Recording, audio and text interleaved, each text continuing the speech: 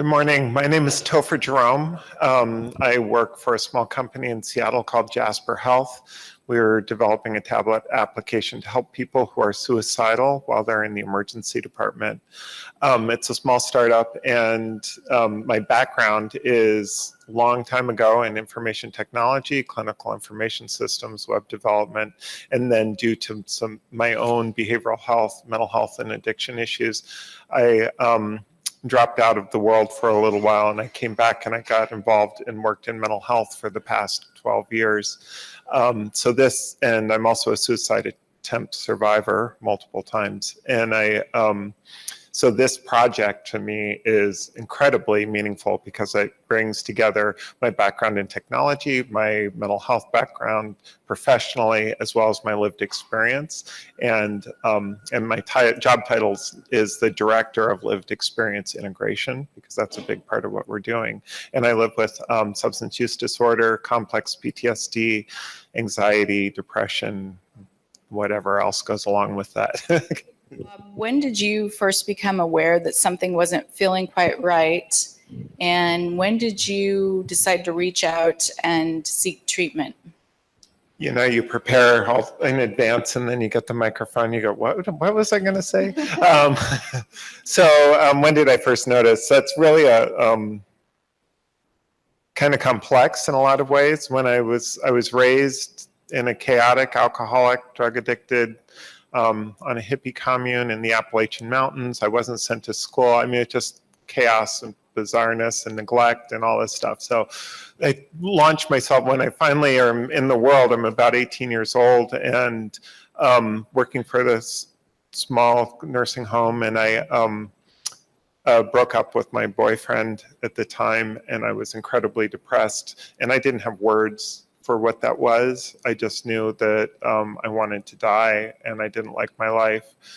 And a friend of mine suggested going to therapy. He went to therapy and I was like, okay, so I went and I started to learn that I wasn't alone, that there was reasons behind how I felt, which was the opening of a door, and decades of therapy followed. But along the way, I was a young budding alcoholic, later IV drug addict, and as my life became more and more entwined with, addiction and neglected mental health issues, I wound up attempting suicide in the hospital for forever, coma, all this stuff. And when I came out of it, I'd made this promise to my family that I wouldn't kill myself. And I yet wasn't getting that mental health was such a more major part of my life. And so what happened was I continued to struggle, and I was stuck in this place where I wanted to die. I was on the edge of suicide. And I had this promise to my family, who I loved. And that sort of forced me into recovery, which is when I finally was able not only to ask for help, but to listen and hear what people were saying to me and follow directions in a new way. So it was a moment of surrender in a lot of ways. So that's probably a much longer answer than you were looking for, but that was a long time ago, and life is pretty good, although it's still a lot of work to stay well. Anyways, and so my question, and Topher, we'll start with you, is if you had known back when you were struggling and didn't know what to do, if you known then what you know now, what would you tell yourself? That's a really good question. I have had this lifelong need to convince the world that I was okay. I play this actor on a stage that for people to love and to respond to, and people loved who I projected, and I got lots of positive feedback, right? All the while, I'm behind that projection suffering. I have all these stories in my head that I'm a failure, I'm stupid, you never went to school, you're blah, blah, blah. I mean, the list goes on. And then behind that image, behind that projection, I've convinced myself that I am broken and that I'm not worthy, that, you know, you fill in the list, right? So if I were to go back, I would try to help explain how I was functioning in the world and to let that younger self know that I'm okay, that you're not alone, and that people will actually love and respond to you if you're your authentic self. And that's the love that will help you feel less isolated. So the more I give myself permission to open up, or to tell myself, if you can just open up a little bit to a trusted friend, then you're not going to feel so alone. And it's that loneliness that really can be life-threatening. The other piece is just learning to have some compassion. It's like, oh my God, you have to be this way because you're just trying to cope the only way you know how. And there's nothing wrong with that, but that is so much work. And it's like, oh my God, I'm so sorry that you had to work so hard to be okay in this world and to love that part of self that is just struggling. So I guess that's all I have to say. Great. Great, thank you. So this next question has to do with burnout and being in the fourth quarter and the holiday season. I know, you know, everyone's running a little ragged, trying to get everything done both at work and at home. So Bob, what techniques do you use to manage your health in order to prevent burnout? All right, Topher, what about you?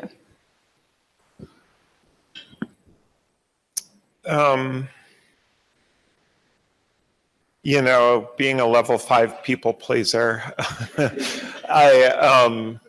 it's hard because I want to perform all the time. I want to look good. I want, you know, it's just like, so that leads to burnout for me pretty quickly. So much of it falls back to what I've learned in 12-step programs, which is one day at a time. You know, especially around this time of year, because I'm not a huge fan of the holidays. This year is particularly hard because we just had a suicide in my immediate family. And so it's, for me, especially now, right, is like, okay, today, what do I have to do? Well, I got on a plane and I flew to Portland, right? And I come here and I do the talk, right? It's about looking at just trying to maintain some balance, trying to find some time for myself. And I think probably the biggest thing for me are boundaries. You know, what I was talking about before, about being truthful and being honest, and is that the people I work for know that I have to have work-life balance as much as possible. So I don't work evenings. I do work early mornings, but the evenings are times where I can be with my husband, or I can go to be with my community, with my support system.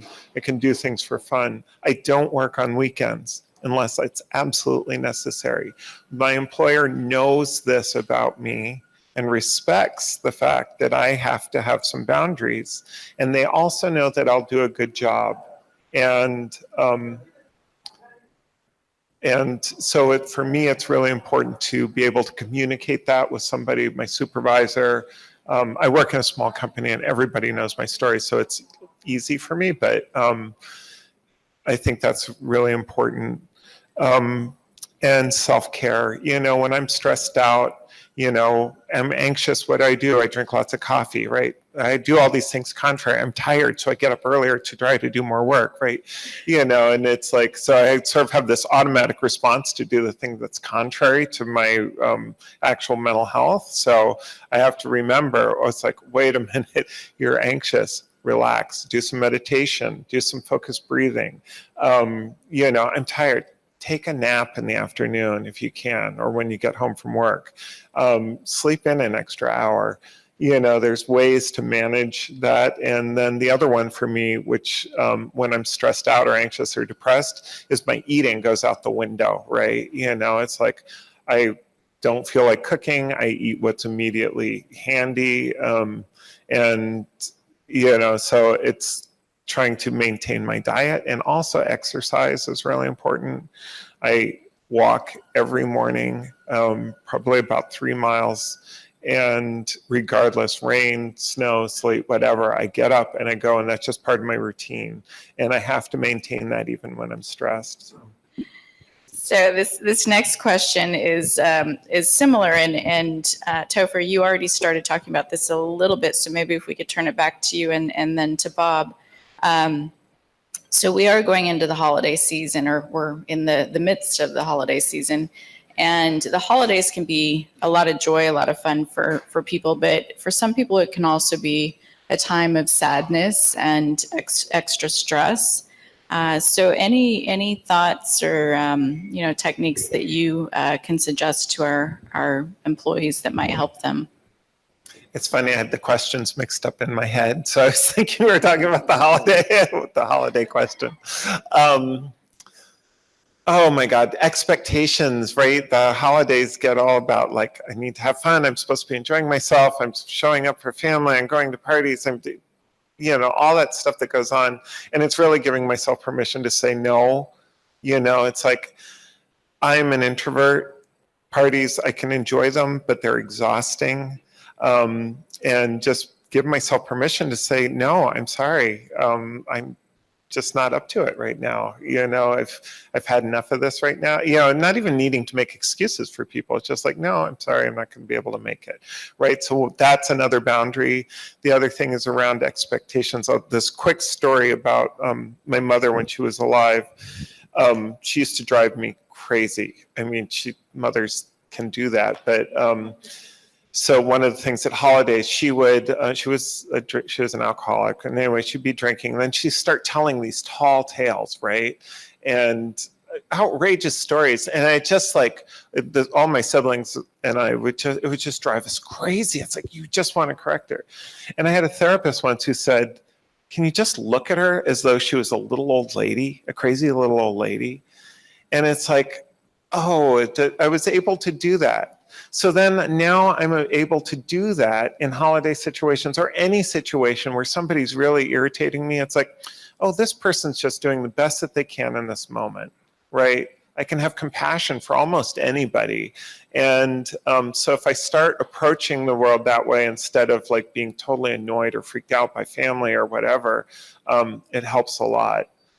And just taking care of yourself, take a break, time out. Take time off if you need it.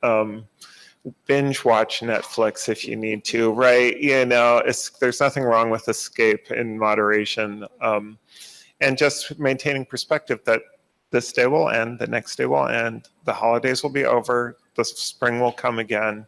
And yeah. I want to add one thing to what you're saying, which is always give yourself an out. If you go to a party, just, take your own car, show up there, know that you can leave early. Don't feel like you have to close the event. If you get stressed or tired or burn out, and just uncomfortable with it, just leave, right? People will understand. And if they don't, that's their problem. I'd love to hear from the three of you, and Meredy, starting with you, on advice you have on staying grounded and managing through the stress of your day-to-day work. Sure. So I work with some in this culture. It's better now, but it's like, okay, so we have this day-long meeting, and then we're 2 hours into it, and the leader says, okay, let's take a break, go to the bathroom, stretch your legs, walk, check in on your email, and let's regroup in 7 minutes. And I'm like, seriously? So there's this pressure, go, and it's like, it's crazy making for me, right? It's like, I can't even catch up with my thoughts about absorbing all the information that's going on, right? So I've been suggesting, let's actually take a real break, right? Maybe we should have lunch once in a while, right? And, I'm on the leadership team, so I can propose this stuff pretty easily. The other thing I do, which is super important, is I get stressed out. There's certain meetings I know they're going to stress me out, and I know this energy is going to come at me, stuff at me. And so part of my boundary is visualizing that I'm within the circle, and all that energy is bouncing off this circle. And then I can reach out and pull in my stuff and then focus on my stuff and just let that stuff be out there. And a big part of that for me is planning my day. I look at my calendar in the morning. I have a meditation time. Then I look at my calendar. I see what's coming up. I look for the things in my schedule that I know are going to stress me. And there are almost always things that are going to stress me. And so then I prepare myself before I go into that, just calm myself, remember that I can have boundaries, remember that I have a voice, and that helps immensely. And it's, yeah, so those are some things. And then the boundary thing, you know, saying, no, I can't do that. And sometimes, you know, we're a small startup, so we all have to do everything. And that can be hard, but, you know, I have limits and I express those and people respect them. Great, thank you very much. So this next question from one of our employees is relates to feelings of physical anxiety. So how do you suggest handling physical anxiety feelings in a business environment such as stomach pain, nervousness, anxiety? Me, anxious? Oh my God. I really focus on mindfulness. For me, that means noticing I'm anxious. Half the time I don't notice I'm anxious till I'm 90 miles down the road, right? You know, and so when I start to feel my stomach, you know, which is a good place where I feel anxiety a lot, you know, it's like, oh, what's going on? And then I try to think back to when that started in that moment, and then try to reframe whatever the trigger was, right? So, you know, me, I'm hypervigilant, really focused on how people are responding to me. You know, I say good morning to my boss and she walks down the hall and she doesn't acknowledge me. Then all of a sudden I'm thinking I did something wrong. She doesn't like whatever, you know, and I make up stories. Then I'm carrying that stress with me through the day. And I think back, it's like, oh, when did that start? Oh, that was that interaction. Oh, what is it? She's just busy, right? You know, it's like, and so that's just one simple example of how you can do it. The other thing is breathing exercises. My watch fortunately tells me to breathe periodically, which is nice because I get into really shallow breaths, right? I'm not getting enough air. And it's like, oh, gosh, you know, and just do that a few times. It can really bring you down. I think in all of this, the key though is noticing, because it's hard to notice you're in that state until you're in it. And then, but once you notice, there's all kinds of things you can do to bring yourself down. Great, thank you very much. So that concludes the questions, and I would like to sincerely thank the three of you for joining us today. This is a very important topic, and you know, our intent was to help educate our employees, provide some helpful techniques, and also just to take the stigma away from talking about this topic. And this, taking care of your mental well-being, is in my mind no different than getting your blood pressure checked and, you know, taking care of your eyes. It's all, you know, it's all part of your overall well-being. So thank you very much. And for our employees, as you all know, this is the first time we've had a discussion like this here at Viewpoint. So we would love to hear your feedback. Within the next day or two, we'll be sending out an email requesting your input on this session today. As well as looking to you for suggestions on topics that you might be interested in hearing more about in the future. So with that, for those of you who are in Portland, I understand we have breakfast waiting in the next room, so I will let you go enjoy your breakfast. And for all of you who are tuning in, thank you very much and have a wonderful day. Thank you.